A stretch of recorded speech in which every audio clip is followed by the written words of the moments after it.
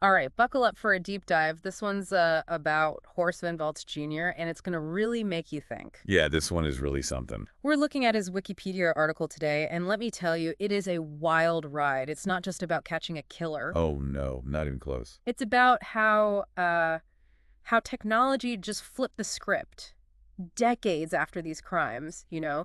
And even after they got him, there are still some really unsettling questions hanging out there. It's incredible, right? The Horace Van Vaultz case really shows us just how much criminal investigation has changed. We've gone way beyond fingerprints and eyewitnesses. We're in the DNA age now. It's like a whole new world. Exactly. And it's cracking these cold cases wide open like never before. Absolutely. So Horace Van Vaultz Jr. himself, born in 55, lived a totally normal life, it seemed, right up until they arrested him in 2019. But this wasn't like, shoplifting or something. We're talking murder charges going all the way back to the 80s. And that's what gets you, right? The gap between when these crimes happen and when they finally caught him. Think about it. For decades, he was living among us, just blending in, carrying this alleged darkness with him. It's creepy, for sure. All right, let's get down to it. Vaultz was charged with murdering Selena Kioff in 81 and then Mary Duggan in 86. Both cases went cold, though. Can you imagine years, decades even, without any answers? Investigators hitting dead ends, families just desperate for anything. Awful, just awful. And then boom, DNA technology enters the scene, like a lighthouse in a storm. Yeah. Suddenly there's a path toward justice again. And that's exactly what happened. Decades later, DNA links Vaultz to both murders, turning these ice-cold cases red hot. Really is like a time machine for detectives. You can go back and re-examine these old crimes with this incredible precision we never had before. Wow, but wait, it gets even more complicated, right? Oh, yeah. There's the 1986 murder of Jana Rowe. Vaultz was actually acquitted in that case the first time around. Hard to believe, isn't it? It really highlights how important these forensic advancements are.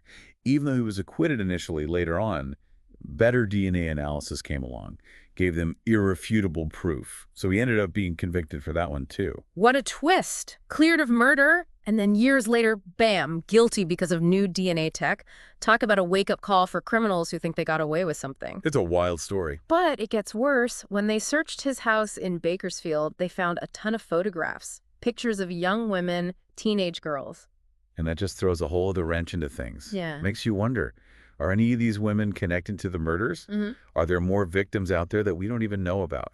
It's a chilling thought, and investigators had to face it head on. Yeah, it's like you said, a wrench. Like they opened up this whole other side of the case that nobody even knew about, and now we're stuck with all these questions, right? Exactly, and you know these questions. They stick around. Even after the courts and everything is finished, like, yeah, they got a conviction, but what about those photos? It's haunting. Definitely. They did figure out who two of the women are. They're alive, so that's good, at least.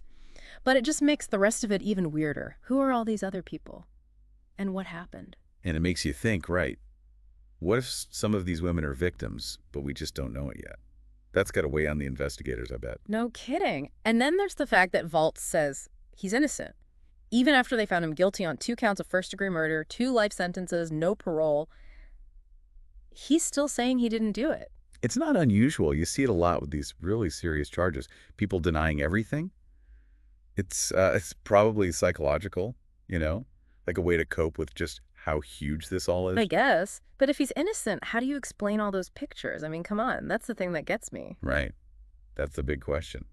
If he's not the killer everyone thinks he is, then what's the story with those photos? I've been trying to come up with some other explanation. Anything that makes sense. Like maybe he was just, I don't know, really into street photography as a hobby. Could be. Or maybe he was making some kind of amateur film and needed pictures of people for it. Yeah, something like that. Or maybe he just collected photos, Like some people collect stamps. We just don't know. It's like a puzzle with half the pieces missing. We can guess, but without more info. But that's what makes this whole deep dive so interesting. It's like we're right there with the detectives trying to figure it all out. They got the evidence, the conviction, but those photos, it's like they're whispering something we can't quite hear. And those whispers, that's what criminal investigation is all about sometimes. It's messy. There are these little details, things that don't fit. And even with all this amazing tech, sometimes you just don't get all the answers. It's true. We've seen how much DNA can do to solve old cases, but this one shows that it's not a magic bullet. There are still questions, and they're the kind that really stick with you. The Horace Van Vaultz case, it proves that even decades later, justice is possible. But it also shows us that the search for truth doesn't always have a neat ending. It's more complicated than that. Okay, so we've got this really fascinating case. A killer brought down by DNA, finally. But the story's not over. Those photos, the women we haven't identified, it's like this thread that's still unraveling. And that's where this new thing, investigative genetic genealogy, that's where it shines. It's not just about finding the bad guy. You can connect the dots, trace family lines, maybe even put names to those fluxes in the pictures. Give some peace to families who've been waiting for answers forever. Wow, so this technology is like changing the whole game when it comes to investigations. It's incredible. Giving a voice to people who couldn't speak for themselves, bringing hope to people who thought they'd never know the truth. Yeah. And in the Horace Van Vaultz case, it could be what finally unlocks the secrets of those women in the photos. Every picture is a potential clue, a chance to find out what really happened and maybe bring some closure to people who've been hurting for so long. It's a ray of light in this really dark story, but let's be real. Figuring out who people are from old photos, it's not easy, especially if they've moved on, made new lives, maybe don't want to be found. So how do the investigators handle that? Trying to find justice, but also respecting people's privacy. That's the tricky part. They got to be super careful, weighing what's good about finding someone versus how much it could mess up their life if they are found. It's a tough call, and it takes a lot of sensitivity. I wonder what they even use to do that. Is there like a special database for finding people in pictures, or is it all just like old-fashioned detective work? They have different tools, facial recognition software, stuff like that. They can put out a call to the public for information or work with people who specialize in missing persons. It's a mix of high tech and, just good old-fashioned digging. So it's complicated, but it's amazing to think about. All that work just to maybe give these women back their names, bring them out of the shadows, it makes you realize how much dedication it takes. Absolutely. But even with all the technology and the best investigators, some things just stay mysteries. That's just how it goes sometimes. Yeah, it makes you think. Even with all our fancy tools and science, we're still not in control of everything. There are limits to what we can know. That's true. But what keeps us going, what makes us keep looking into these cases, is that we want to understand. Especially in a case like this one, with those unanswered questions, the possibility of more victims. It's hard to just let it go. Yeah, it really is like we're peeking into this dark place. We know there's more to find, more to understand, but it's scary too, right? That's what draws people to true crime, I think. This glimpse into the dark side of people, trying to figure out right and wrong, good and evil. And with Horace Van Vaultz Jr., the story isn't finished. I mean, they got the conviction, he's in prison, but those photos, they're still investigating those women. It makes you wonder what'll happen next. That's the thing about cold cases. They don't really go away, do they? And now with all this new DNA stuff, it's like they could find out even more, even years later. Yeah. It's almost like we're living in one of those crime shows, where the science is always getting better, figuring out things you never thought possible. Kind of cool, kind of freaky. Yeah, it shows how smart people are, how much we want to know the truth. But it does make you think about, what if this tech gets used for the wrong reasons? It's a lot of power. We're definitely in new territory, that's for sure. But at least with Horace Van Vaultz, it seems like it's doing some good, maybe bringing some peace to the people he hurt.